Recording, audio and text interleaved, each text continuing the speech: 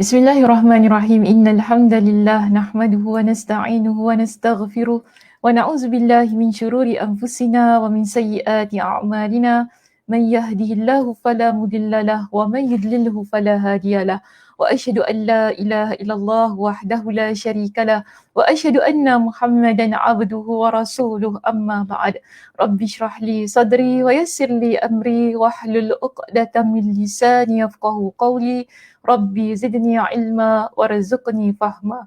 Allahumma inna nas'aluka ilman nafi'a wa rizqan tayyiba wa amalan mutaqabbala. Assalamualaikum warahmatullahi wabarakatuh. Apa khabar semuanya? Saya harap semua dalam keadaan yang sihat.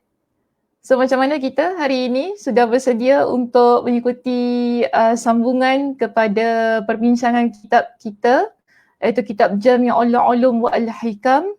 2 minggu kan kita cuti, betul tak? Saya harap 2 minggu tu tidak merudumkan semangat lah untuk teruskan pengajian kita ya di Masjid Al-Muttaqin. Betul? Betul, Masjid Al-Muttaqin. Takut tersilap masjid, nanti marah orang kat backstage ni. Okey, baik. Kita lihat di sini ya, Muslimah. Kita akan masuk kepada perbincangan hadis yang baru. Kita dah habis ya bincang berkenaan dengan apa? Bab kita yang ke-31. Berkenaan dengan zuhud.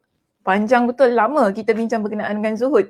Jadi pada hari ini, kita akan masuk kepada bab yang baru ataupun hadis yang baru, iaitu hadis yang ke-32. Ya, kita ada hadis kita yang ke-32. Pada hadis ini diberikan tajuk tidak ada mudarat dan tidak memudaratkan.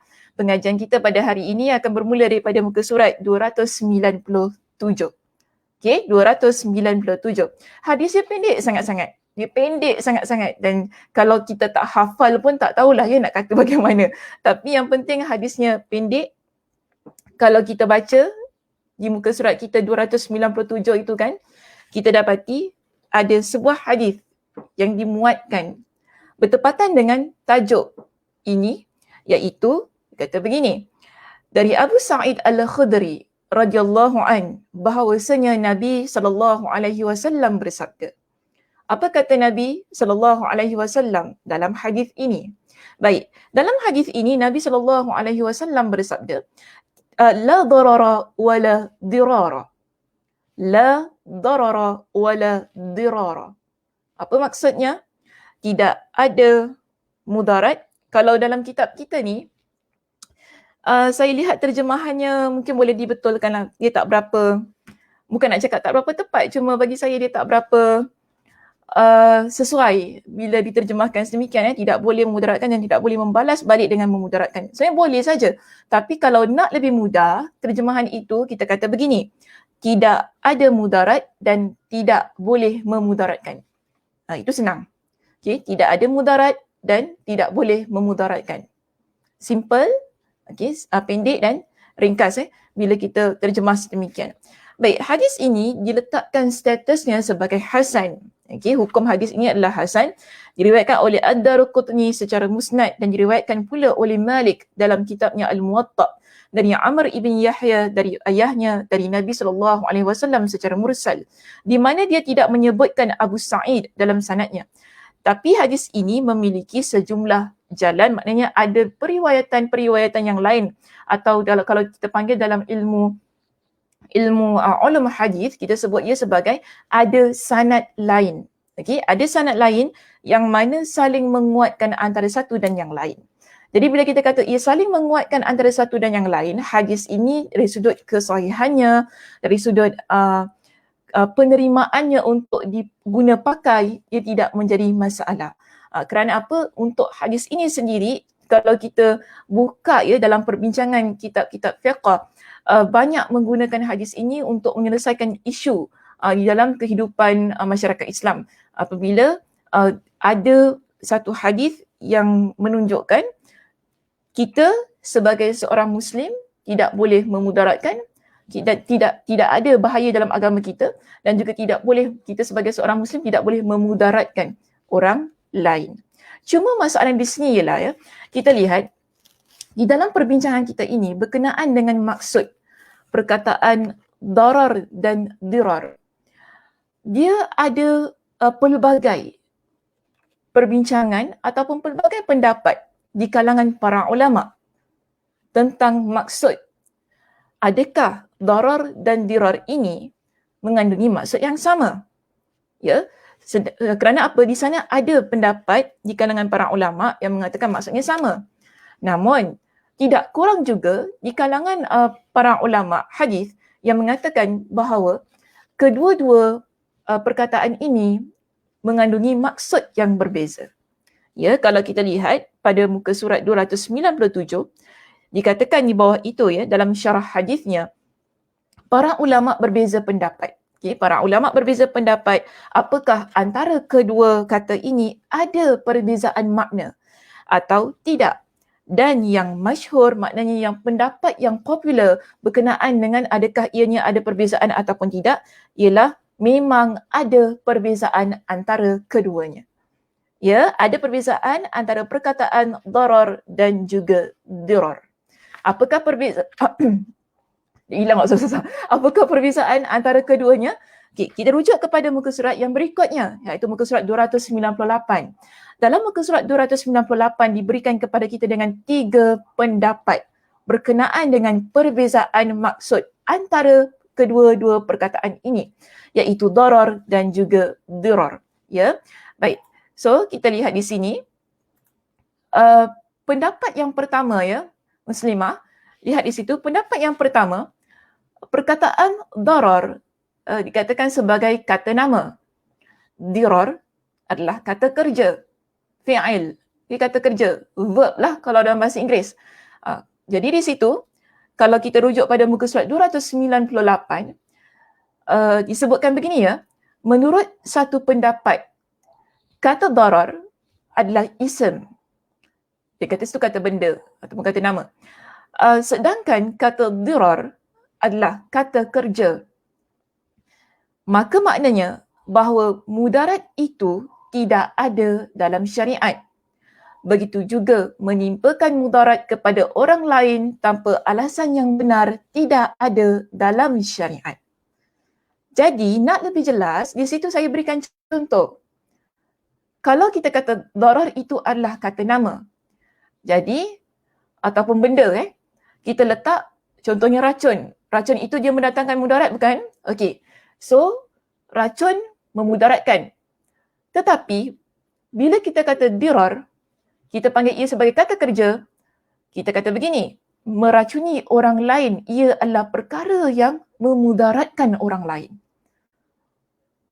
Di sini, para ulama mengatakan itulah letak perbezaan antara darar dan juga dirar. Darar adalah benda ataupun kata nama sesuatu perkara yang kita lihat ia bahaya.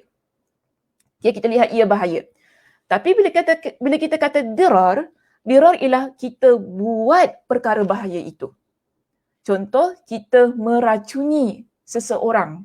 Kita pisau, pisau itu adalah kata nama, benda, kata benda ataupun kata nama. Kemudian pisau tu memang kita tengok ia bahaya walaupun ada manfaatnya yang tak boleh kita nafikan, betul tak? Baik. Tetapi bila kita kata dirar, kita menggunakan pisau itu tadi untuk membunuh contohnya. Untuk memudaratkan orang lain dengan pisau tersebut. Jadi ini masuk kepada dirar. Ya, itu masuk kepada dirar. Boleh ya? Saya harap faham ya di situ. Ini adalah pendapat kita yang pertama tentang perbezaan antara darar dan juga dirar. Baik, kita berpindah kepada pendapat yang kedua. Pendapat yang kedua dalam kitab kita kata begini. Kita lihat kepada perenggan yang berikutnya di bawah itu. Pendapat yang kedua ya, Muslimah, disebutkan bahawa kata darar bila kita buat mudarat disertai dengan manfaat. Kalau kita baca dalam kitab kita, disebutkan begini. Kata darar adalah menimpakan mudarat kepada orang lain. Disertai adanya manfaat yang dia dapatkan dari dirinya. Ya, dia buat satu perkara yang menimpakan mudarat kepada orang lain. Kemudian, bila dia buat perkara mudarat itu tadi, ada manfaat yang dia dapatkan. Sebab itu, ringkasnya kita kata begini. Darar maknanya ialah buat perkara yang mudarat, buat perkara bahaya disertai manfaat. Senanglah kita ambil kepada contoh yang pertama tadi yang kita berikan pada pendapat yang pertama. Buat menyimpulkan mudarat kepada orang lain untuk dapat manfaat bagaimana? Kita racuni seseorang itu supaya dia mati. Kan? Manfaatnya kita dapat. Apa manfaatnya? Bila dia mati, jawatan dia dalam pekerjaan kita akan dapat. Itu namanya kita dapat manfaat. Ataupun biasa kan kalau tengok drama, ada meracuni bapa dia. Untuk apa? Dapat harta warisan. Itulah drama TV kan sedemikian. Jadi dia buat satu perkara mudarat untuk dia dapat manfaat. Jadi para ulama kata apa untuk pendapat yang kedua ini? Darar ialah bila kita menimpakan sesuatu kepada orang lain yang berbentuk mudarat ataupun bahaya itu tadi untuk kita raih manfaatnya bagi diri kita. Namun berbeza dengan dirar.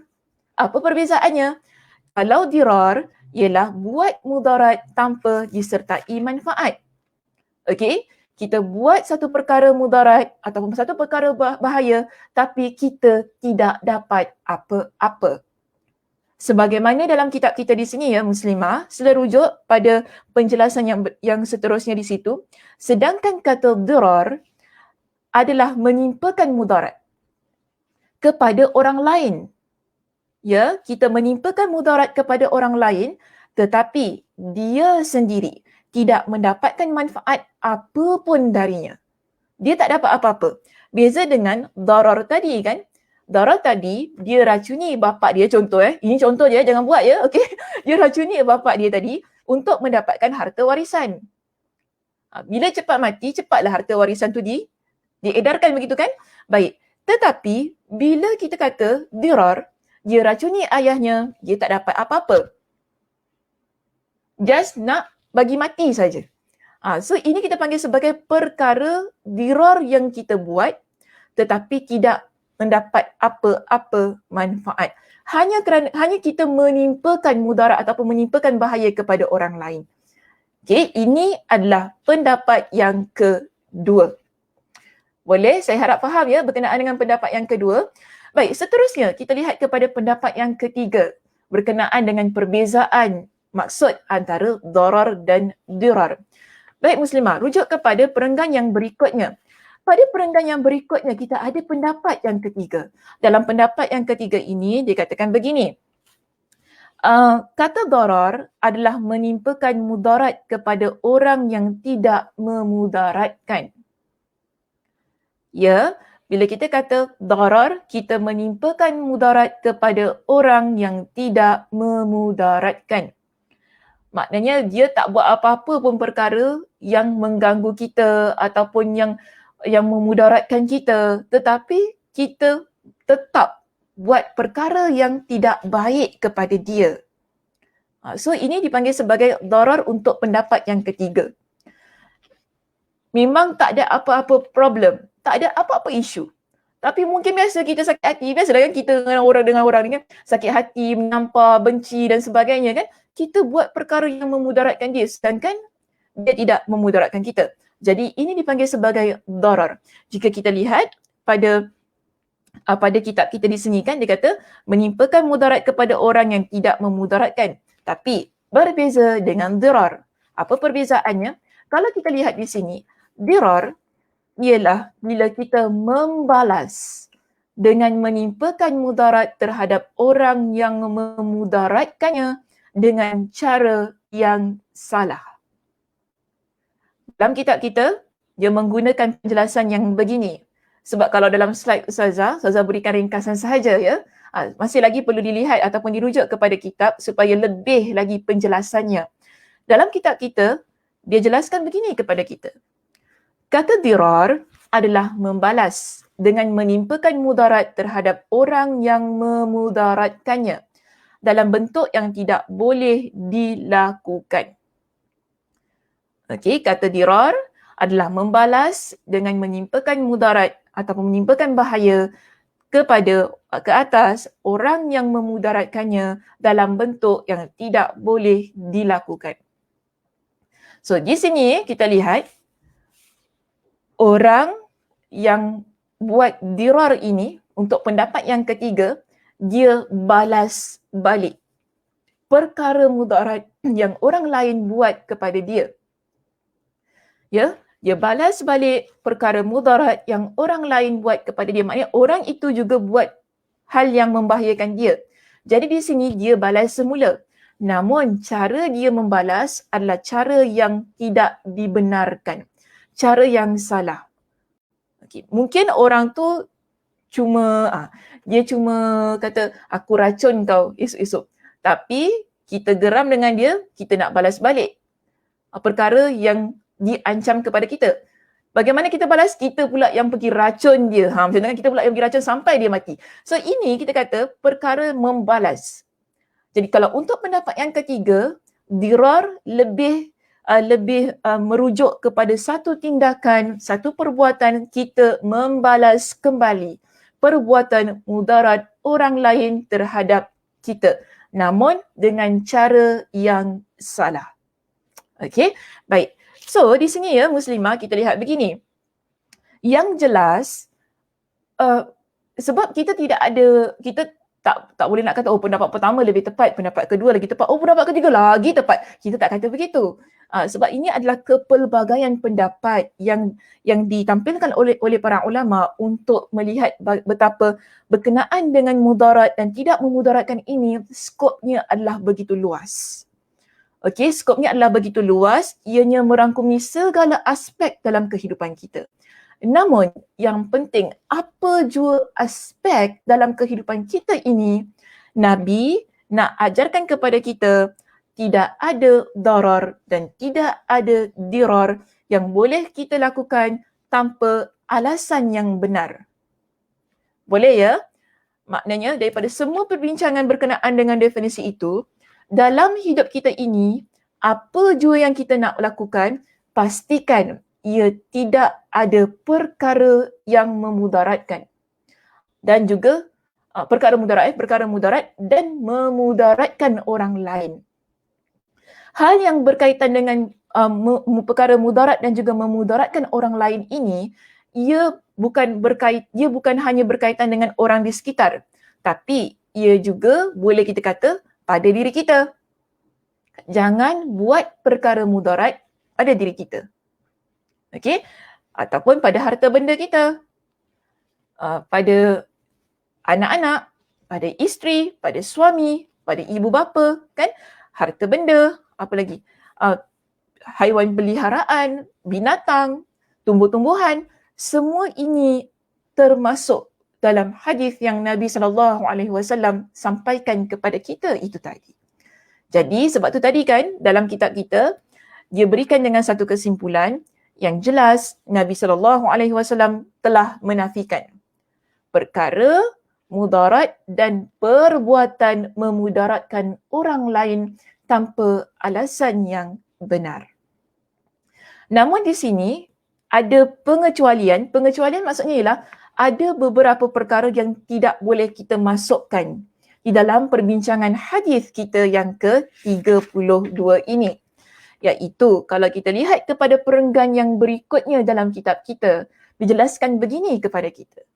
Sedangkan menimpakan mudarat kepada orang lain dengan alasan yang benar, baik kerana dia melanggar batasan-batasan Allah, iaitu hukum-hukum Allah, lalu dia dihukum sesuai dengan kadar kejahatannya, atau kerana dia menzalimi orang lain, lalu orang yang dizaliminya menuntut dia dihukum setimpal dengan kezalimannya tersebut, maka ini tidak termasuk yang dimaksudkan di sini. Jelas? Faham tak apa dia kata tadi? Kita kata begini ya Muslimah, dalam agama kita ada hukum. Contoh kita panggil sebagai hukum hudud, hukum qisas, ya. Contohnya orang berzina. Berzina hukumnya sebat ataupun rejam sehingga mati. Kita nampak, kita kata, tak boleh mudaratkan orang lain tau, Nabi larang. Boleh kita kata sedemikian? Tidak betul. Kerana apa? Ia tidak termasuk dalam perbincangan hadis ini. Kerana itu ada dalil yang lain, ada hukum yang lain yang telah ditetapkan dalam syariat kita. Ya, contoh kita kalau kita nak relate dengan konteks kita lah ya pada hari ini, orang buat jenayah. Ya, dia buat jenayah. Mungkin dia membunuh orang dan sebagainya. Dia memudaratkan orang lain, merompak, dah rompak lepas tu bunuh, dah bunuh dia potong-potong orang tu kan. Ini perkara yang kita panggil tidak boleh diterima dalam undang-undang. Kemudian dia ditangkap. Bila dia ditangkap, dia dijatuhkan hukuman mati. Kita pun kata, mudarat apa untuk dia, kan dalam agama kata tak boleh mudaratkan orang lain. Ia tidak termasuk dalam perbincangan ini kerana ia adalah perkara yang seharusnya ditimpakan ke atas dia setimpal dengan perbuatan yang telah dia lakukan. Ya, so saya harap faham berkenaan dengan pengecualian yang ada di situ. Jadi ia tak masuk kepada perbincangan lah ataupun konteks perbincangan dalam hadis la darar wala dirar. Bila ia melibatkan berkenaan dengan jenayah, kemudian ada hukuman yang ditetapkan kepada seseorang kerana jenayah yang telah dia lakukan. So di situ ada perbincangan-perbincangan lain yang boleh kita tampilkan lah, tapi bukan perbincangannya tidak akan saya tampilkan di sini kerana nanti akan panjang lebar lah ya perbincangan tersebut. Baik, jadi di sini ya, dalam kitab kita dia berikan kepada dua berkenaan dengan perkara mudarat itu tadi. Ya, darar dan dirar.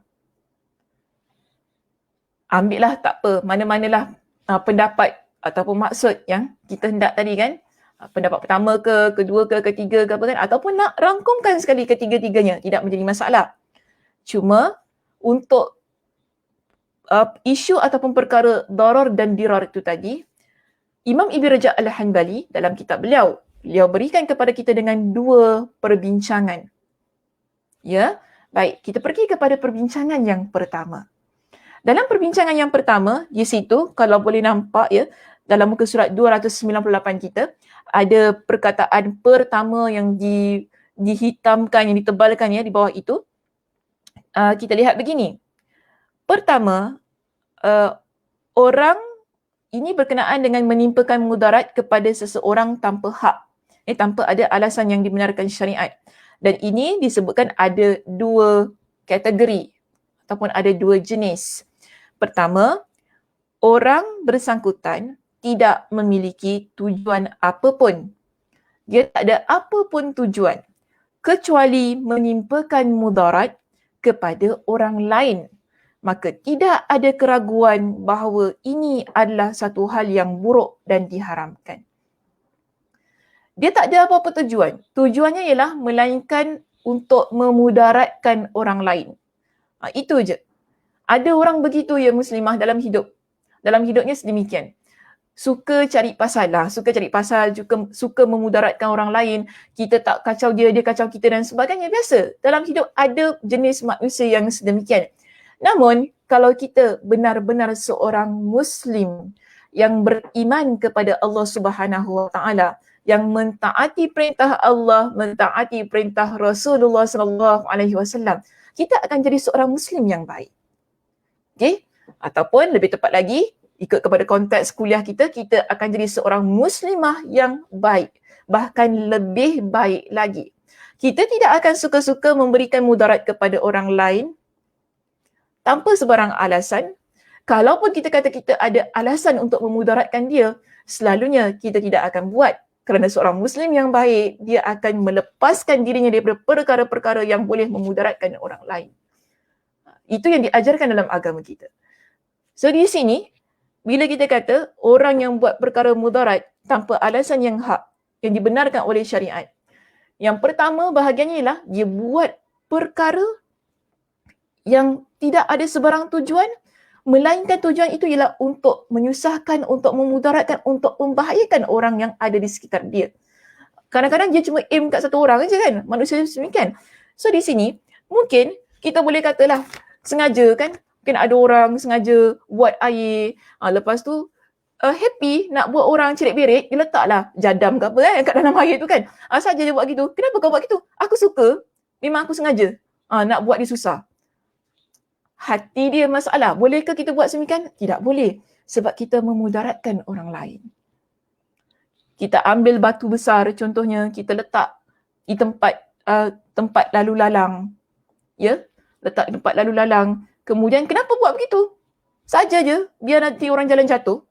Ada orang begitu Muslimah, sikap dia. Kan dia rasa happy memudaratkan orang lain. Ataupun memang dia suka buat begitu. Tak tahulah apa masalah dia. Memang kena jumpa doktor. Okay. Kena jumpa doktor lah. So kita lihat perkara-perkara ini dia biasa berlaku dalam masyarakat. Contoh memfitnah orang lain, kan itu mudarat sebenarnya. Kenapa fitnah dia? Oh, supaya nanti orang semua benci pada dia. Happy buat gitu. Biasa aku memang suka buat gitu. Biar orang semua tak suka dengan dia. Padahal orang tadi, dia tak ada masalah dengan kita tau Muslimah. Tapi kadang-kadang ada di kalangan kita yang suka buat perkara yang sedemikian. Kerana apa? Dia rasa tak suka dengan orang itu. Wallahu'alam kenapa ada masalah tu kan. Masalah hati ni kita panggil. Dia tak suka dengan orang tersebut tadi. Memang aku suka fitnah dia. Biarlah. Biar padan muka dia. Biar dia kena berhenti kerja. Lepas tu aku tak tengok lagi muka dia. Sedangkan orang itu tidak pernah kacau pun hidup kita. So ini perkara-perkara yang kita panggil contoh yang dekat, yang ada dalam masyarakat kita, yang ia berlaku. Ia berlaku di sekitar kita. Memudaratkan, membahayakan kita buat perkara-perkara yang sedemikian. Sengaja kan, contoh, sengaja rakam seseorang untuk apa? Untuk memalukan dia, untuk menjatuhkan dia, nak viralkan keaiban dia. Ini adalah perkara mudarat yang kita buat untuk orang lain. Yang mungkin saya kata kita tak pernah sedar, oh perkara tu mudarat rupanya, oh baru tahu, alhamdulillah baru tahu kan. Mungkin ada kata, oh baru tahu mudarat rupanya rakam-rakam orang ni. Betul. Rakam-rakam orang ni bukan benda yang bagus sebenarnya, sebab kita sebagai manusia kita tak suka. Kalau sebagai manusia normal, saya cakap terus terang begini Muslimat, saya tak suka kalau saya ceramah orang rakam saya. Biasa begitu. Itu biasa. Siapa yang pergi kuliah saya mereka tahu. Prinsip saya akan pesan, jangan rakam saya dan jangan upload di Facebook. Di Facebook ataupun IG, mungkin masa kita tengah berbual, aurat kita terbuka dan sebagainya. Sebab masa kita berbual ni, masa kita mengajar ni, ialah depan kita semua orang perempuan. So kalau tersilap sana tersilap sini, kita pun tak berapa nak fikir sangat sebab orang perempuan kat depan kita. Tapi bila ada orang rakam, kemudian mungkin tudung kita terselak, nampak itu, nampak ini, ia tak cantik. Okay? Dia boleh mencemarkan imej seorang guru. Jadi kena faham tentang hal yang sedemikian.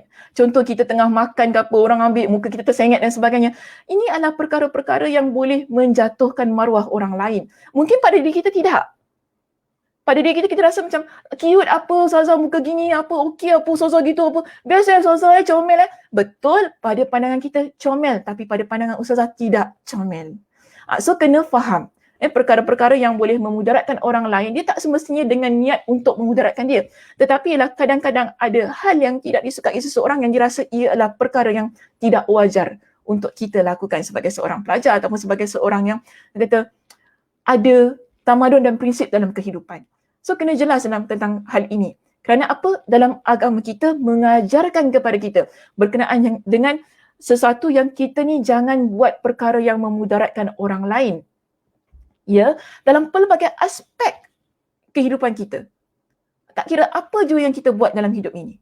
Pastikan ia tidak menyusahkan, ia tidak menjatuhkan air mukanya, ia tidak memudaratkan dia, tidak mengaibkan dia. Ini semua termasuk. Sebab kena ingat begini Muslimah. Kalau saya nak bawa kepada perbincangan yang lain, kita lihat Nabi SAW pesan kepada kita. Ini berkenaan dengan semua contoh-contoh yang saya sebutkan tadi ya. Berkenaan dengan orang yang tak pasal-pasal dengki dengan kita, buat fitnah, kemudian rakamlah apa-apa untuk viralkan keaiban kita dan sebagainya kan. Semua hal-hal yang ini disebutkan oleh Nabi SAW dalam sebuah hadis yang lain yang diriwayatkan oleh Imam Muslim. Yang mana bila kita jaga diri kita agar tidak buat semua perkara ini, ia sekaligus menjadikan diri kita sebagai orang yang mengamalkan hadis dalam bab kita yang ke-32 ini. La darar wa la dirar. Apa pesan Nabi dalam hadis ini? Nabi katakan kepada kita, la tahasadu. Janganlah kalian saling mendengki. Wala tanajashu. Wala tabaghadu. Okay, jangan jadi orang yang saling memfitnah, saling membenci, kan? Saling cari aib orang lain, saling memusuhi. Wala yabi' ba'dukum ala bai'i ba'din. Janganlah ada seseorang di antara kalian yang berjual beli sesuatu yang masih dalam penawaran Muslim lainnya. Semua ini adalah perkara yang bila kita buat, ia boleh memudaratkan orang lain. Kita dengki dengan member kita, dia boleh buat mudarat. Kita cari aib dia, kemudian kita fitnah dia adalah perkara yang memudaratkan dia. Kemudian kita saling memusuhi, juga perkara yang memudaratkan orang lain. Kemudian, bila kita beli sesuatu yang orang sedang menawar. Contoh ya, kita pergi Geylang. Dah lama saya tak pergi Geylang. Sejak musim COVID ni lama saya tak pergi Geylang. Nak beli baju pun tak payah nak beli baju lah, semua baju masih lagi dalam wardrobe. So kita lihat begini. Kita pergi Geylang. Contoh, kita berkenan sangat dengan baju tu muslimah. Baju tu dah dipegang oleh muslimah A yang datang terlebih dahulu di kedai tersebut. Yang mana tidak ada saiz lagi untuk baju tersebut. Tinggal last piece saja, tinggal satu tu je. So kita kata dengan budak penjual kedai ni, kan? Awak bagi saya je lah baju yang orang tu pegang. Saya sukalah baju tu, tak apa saya bayar lebih. Boleh sedemikian? Dalam agama kita tidak membenarkan hal yang begitu. Tak boleh. Suka-suka hati kita nak beli apa yang orang sedang tawar ataupun orang sedang pegang dan sebagainya. Sedangkan orang tu dah pegang, bila cantik baju ni, saya sukalah ni. Berapa ya harganya, kita nampak, kita suka, kita pun kata ada tak lain? Tak ada. Tak apa, awak bagi saya yang macam tu, saya bayar mahal lagi. Ini dilarang dalam agama kita. Okay, so jangan buat hal yang semikian. Tak apalah, carilah benda lain. Kenapalah kita susah sangat? Carilah benda lain. Ada banyak-banyak baju, kenapa itu juga nak beli? Kan? Ada mebel pula ni. Ada banyak-banyak baju, itu juga yang kita nampak. Carilah, mesti ada banyak yang lebih baik, banyak yang lebih bagus daripada apa yang kita suka tu tadi. Betul tak? So di sini dalam agama kita mengajarkan supaya kita ni jangan buat perkara yang mudarat. Sebab apabila kita ambil tadi kan, kemudian orang kedai tu pun, tak apalah kakak ni nak bayar lebih. Tak apa, bagi dia beli. Ataupun, tak apa dia Ustazah Sakinah, bagi Ustazah Sakinah je lah. Apa nak bagi dia? Ustazah Sakinah kalau pakai dia upload kat IG, nanti orang pergi kedai kita. Tak boleh buat sedemikian. Kita tak boleh buat sedemikian. Kita pun tak boleh nak melebihkan customer kita yang lain. So ini kita panggil sebagai adab jual beli. Orang yang menjual ada adabnya, orang yang membeli juga ada adabnya. Kerana apa? Kerana kita nak jaga ukhuwah antara kita, persaudaraan antara kita. Sebab itu selepas ke semua perkara yang tidak baik disebutkan oleh Nabi dalam hadis ini, Nabi kata apa? Wa kunu ibadallahi ikhwana. Jadilah kalian hamba Allah yang saling bersaudara. Lalu Nabi sebut begini, al-muslimu akhul muslim. Seorang Muslim adalah saudara bagi Muslim yang lain. La yazlimuhu wa la yakhzuluhu wa la yahqiruhu. Dia tidak menzalimi saudaranya itu, tidak merendahkannya dan tidak menghinakannya. Dan Nabi sebut begini, at-taqwa hahuna wa yushiru ila sadrihi salasa marrat. Takwa itu ada di hati kita, dada kita ini. Dan Nabi SAW tunjukkan di sini. Kemudian Nabi sebut tentang hal itu sebanyak 3 kali. Setelah itu Nabi sambung hadisnya. Kemudian Nabi kata begini kepada kita. Bihasbi mri'in minasyar ayyahqira akhahul muslim. Kullul muslim alal muslimi haramun damuhu wa maluhu wa irduhu. Nabi kata, seseorang dianggap berbuat jahat apabila dia menghina saudaranya, sesama Muslim. Kita kalau buat satu perkara yang menghina Muslim yang lain, ia dah dianggap sebagai satu perkara yang jahat. Menghina ni termasuk dalam perkara yang memudaratkan tau Muslimah. Jangan lupa. Kita kalau hina orang, ia akan memudaratkan dia dari sudut mental, emosi dia. Dia akan ingat apa yang kita ucapkan, penghinaan itu tadi kan. Susah dia nak tidur, dia ingat apa yang kita ucapkan. Dia menangis, dia rasa sedih, dia rasa dirinya tidak berguna. Ini bentuk penghinaan yang kita buat, yang memudaratkan diri dia. Yang kadang-kadang ramai antara kita tak sedar. Itu sebab ramai antara kita di kalangan orang perempuan selalunya suka sangat berbual perkara-perkara ataupun mengucapkan hal-hal yang menyakitkan hati orang lain. Yang kadang-kadang kita rasa tak ada apa-apa pun, aku cuma prihatin je. Macam tu kan? Aku cuma prihatin je. Bila kau nak kahwin? Bila kau nak ada anak? Anak kau satu je Kenapa tak dua? Kesian anak kau yang seorang ni tak ada adik. Kita kenapa mesti nak cakap hal yang sedemikian? Contoh, budak tu tak sambung belajar. Sudahlah. Kenapa tak sambung belajar Kenapa? Tak pandai Kenapa mesti cakap sedemikian? Itu semua rezeki masing-masing. Kita kalau kata begitu, mungkin kita tak rasa itu bentuk penghinaan tau muslimah. Tetapi kita tak tahu bagaimana penerimaan orang yang mendapat ucapan daripada kita itu tadi. Mungkin dia rasa, makcik ni hina aku, kau gitu. Dia rasa sedemikian. Kau tak pandai masak. Teruk kau orang perempuan, nama je ustazah tapi tak pandai masak. Kenapa kita mesti cakap sedemikian? Itu maknanya kita ni mengguruskan perasaan dia. Kita pula cakap dekat depan orang ramai. Orang ramai dengar, orang ramai tengok, teruknya dia tu kan. Ini kita panggil sebagai memudaratkan maruah dia. Memudaratkan perasaan dia. Memudaratkan mental dan emosi yang ada pada diri seseorang. Dan agama kita melarang hal yang sedemikian. Kerana apa? Nabi larang kita buat perkara-perkara itu yang ramai antara kita tidak sedar. Orang kata la darar wala dirar, aku tak bunuh orang, tu dah bagus dah. Bukan begitu. Bila kita kata la darar wala dirar, maknanya kita jaga kesemuanya. Kesemuanya dalam kehidupan kita supaya ia tidak memudaratkan orang lain. Tak kira untuk penuturan kita, perbuatan kita, apa yang kita fikirkan, apa yang kita rasakan, ia merangkumi segala aspek dalam kehidupan kita. Sebab itu Nabi kata di akhir hadis ini muslimah.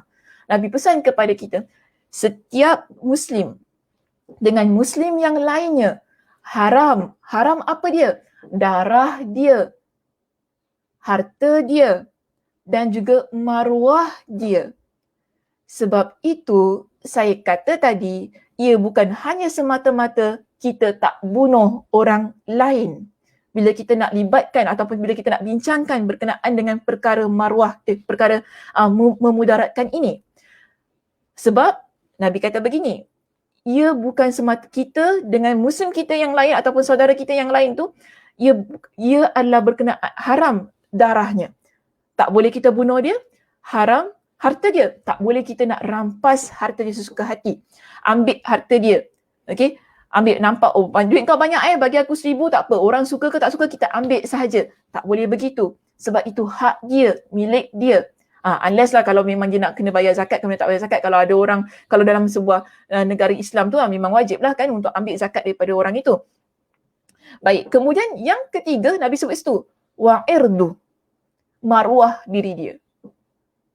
Jadi adakah ia hanya melibatkan tentang nyawa bila kita bincang berkenaan dengan mudarat itu tadi? Tidak. Tepat perbincangan ini bila kita nak melibatkan semua aspek. Iaitu berkenaan dengan nyawa seseorang, tak boleh untuk kita memudaratkan dia. Berkenaan dengan hartanya, bolehkah kita curi, bolehkah kita rampas, bolehkah kita ambil bank duit orang secara orang kata secara online kan. Sekarang ni orang rompak tak pergi rumah orang rompak. Sekarang secara online pun kita boleh merompak bank account orang lain kan. Boleh kita buat sedemikian? Tidak boleh. Sebab itu harta orang lain yang perlu kita jaga sebab ia memudaratkan dia. Kita ambil harta dia, dia tak ada satu sen pun, dia nak makan bagaimana? Bagaimana dia nak menyara ahli keluarganya? Bagaimana dia nak meneruskan kehidupannya? Ini kita panggil sebagai memudaratkan dia. Sama juga bila kita menjatuhkan maruah orang yang ada di sekitar kita. Hal itu memudaratkan diri dia. Dan bila kita menjatuhkan maruah orang lain ni muslimah, ia selalunya bukan berkenaan dengan diri orang itu sahaja. Ia boleh membabitkan ahli keluarganya, pasangannya, anak-anaknya, ibu bapanya, adik-beradiknya, semua sekali terkena. Semua sekali terlibat dalam hal yang sedemikian. Jadi sebab itu kita kena banyak berhati-hati ketika kita bertindak, ketika kita bercakap, kan?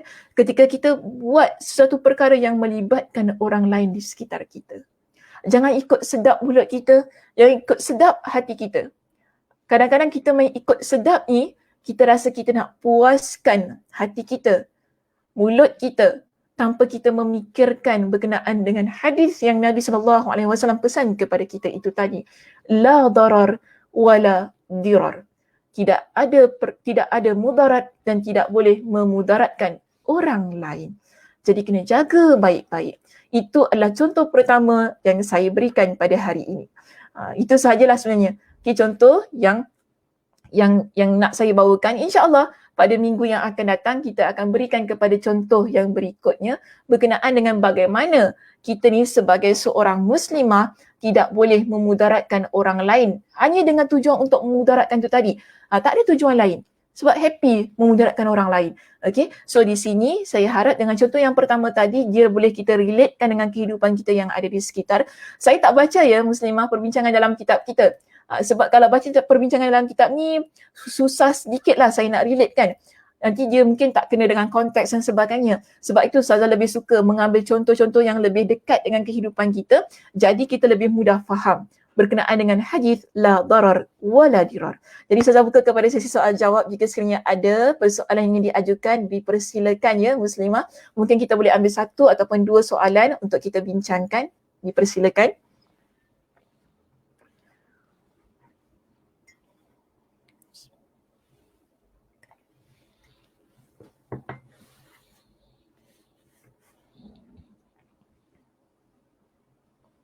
Ada soalan?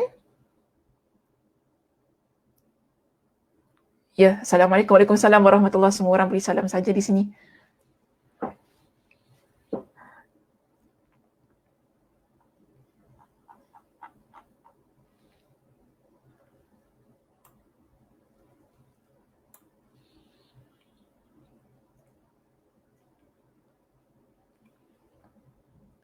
Senyap je.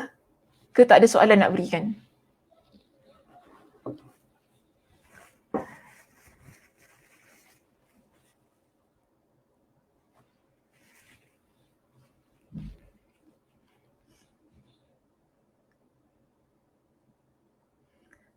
Kalau tak ada apa-apa soalan, ke cepat sangat hari ni? Ke ada perkara yang tak jelas ke bagaimana?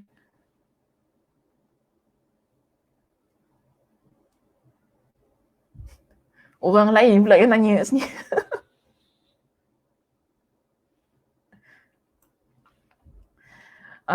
Di sini Ustaz Muslim yang tanya kita ya. Ustazah, kalau kita tersinggung sesuatu yang menjadi prinsip orang lain, kira darar juga ke memudaratkannya? Kalau perkara itu dia memang memudaratkan dia bila kita buat, kan? Memang pantang larang dalam kehidupan dia lah kan. Memang dia tak suka orang buat. Kemudian kita menyinggung perasaan dia. Dan perbuatan kita tadi, yang tersinggung tu tadilah. Tersinggung tu maksudnya dengan secara tidak sengaja kan. Menyebabkan dia rasa terhina, menyebabkan dia rasa tak boleh melupakan apa yang kita tersinggung tersebut. Ia boleh dimasukkan dalam perkara yang memudaratkan orang itu. Sebab ia melibatkan emosi dia. Jadi kita ni nak jadi seorang Muslim, orang petanya pun Muslim, nak jadi seorang Muslim yang menyenangkan, yang tidak ada perasaan-perasaan yang terluka dan sebagainya dalam kehidupan dia. Itu baiklah. Tapi kalau betul kita tersinggung, mungkin kita terdengarlah rupa-rupanya dia tak boleh terima apa yang kita cakap dan sebagainya, maka terbaik jika kita minta maaf kepada dia. Sebab kita tak sedar, ataupun mungkin kita tidak tahu itu adalah prinsip dia yang sedemikian. Mungkin Ustaz Muslim boleh jelaskan apa prinsip orang tu tadi supaya lebih jelas lagi lah kan perbincangannya. Prinsip dia apa?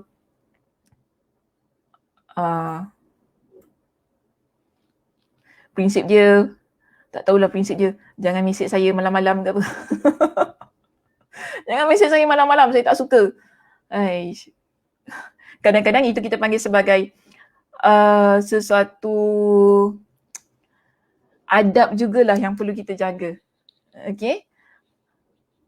Yang mana bagi saya, selalunya prinsip orang ini, dia adalah bertujuan untuk menjaga kemaslahatan kehidupan dia. Contoh, orang ada prinsip, macam saya lah, saya tak suka nombor handphone saya kan disebarkan. Itu prinsip saya. Kenapa? Apa kemaslahatannya? Kemaslahatannya supaya orang dapat memelihara ataupun menjaga privasi saya. Kan? Begitulah. Jadi, kalau ia disebarkan, ia datangkan mudarat. Betul tak? So, itu mungkin boleh saya relatekan lah dengan apa yang Ustaz Muslim sebutkan. Datangkan mudarat sebab apa? Bila orang mesej kita pagi, petang, siang, malam tanpa henti, kemudian mesej dia berantai-rantai, dah tanya satu soalan, tanya lagi. Seolah-olah kita ni sebagai apa? Tempat Q&A dia kan? Pergi kelas tak nak tapi tak tanya soalan macam-macam. So, dia perkara yang tidak baik untuk saya. Dia boleh memudaratkan cara kehidupan saya seharian. Yang menyebabkan kita tak boleh rehat dan sebagainya, kena layan dia. Jadi, jika prinsipnya begitu, kita kena hormatilah. Jangan kita menyinggung prinsip tu tadi.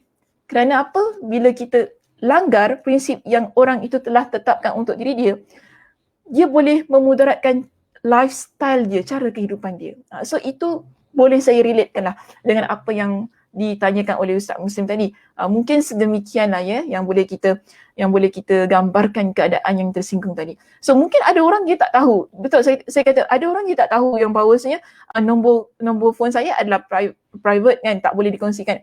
Dia pun terkongsi kepada orang tu orang ini. Maka bila dia tahu dia dah terbuat salah, wajar untuk dia meminta maaf kepada orang yang telah dia tersinggung itu tadi. Okey, begitulah keadaannya. Wallahu a'lam bissawab. Okey, saya kira kita tidak ada soalan lain berkenaan dengan tajuk kita pada hari ini. Alhamdulillah juga Ustaz Muslim memberikan soalannya di situ supaya mungkin di situ ada lagi penjelasan yang kurang dijelaskan ketika kita membincangkan tajuk ini. Jadi saya rasa itu sahaja untuk pertemuan kita pada kali ini. Mudah-mudahan Allah Subhanahu Wa Taala memberikan kepada kita dengan kesihatan, kelapangan masa untuk kita bertemu di sesi yang akan datang insya-Allah.